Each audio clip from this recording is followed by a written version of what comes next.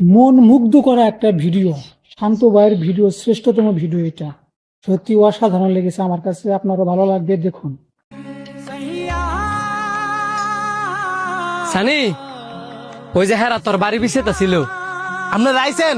একটা মিনিট দাঁড়ান, আমি অনেক আইতাছি।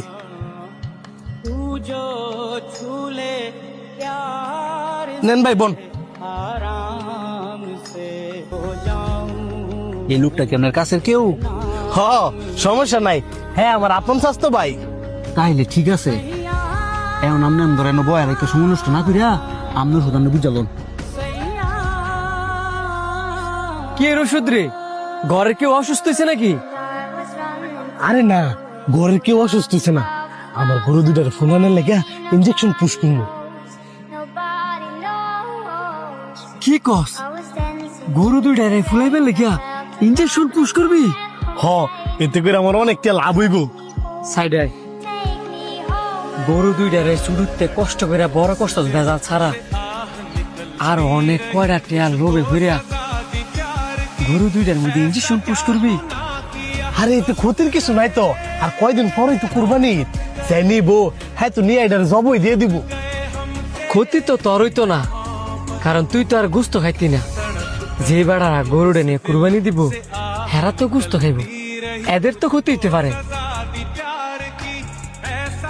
আজকে না হয় তুই গরু দুইটার মধ্যে ইঞ্জেকশন পুশ করলি, কালকে না হয় হাড়ে নিয়ে গরুগুলারে বিক্রি করে দিলি। কিন্তু যে বেড়ারা গরুটা কিনে নিব, এদের আগের দিন বা 2 দিন আগে যদি গরুটা মারা যায়, এই ভাবের বাগিদার তো তুই হবি। তুই যদি গরু দুইটার মধ্যে ইঞ্জেকশন পুশ করস, হয়তো বা এখন গরু দুইটায় বোবা পানি দিকে তোরা কিছু করতে পারতো না। কিন্তু হাসরের ময়দানের দিন আল্লাহবাক তো ঠিকই তাদের জমান খুলে দিব।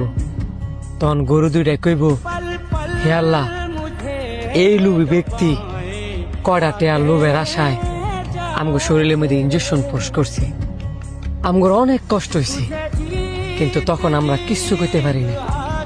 আজকে আল্লাহ তোমার কাছে বিচার দিলাম, তখন তোর কি হইব একটা বার ভাবছস?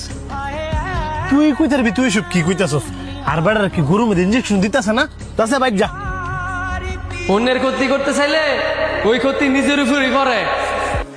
কিও তোমার ভাই আবার কি কয়? তুমি কি সিদ্ধান্ত নিছ না আমরা যাবো গা? আরে হের কথা হইন না, লাভ নাই। আইন, ইঞ্জেকশনটা অনেক দিয়া যান।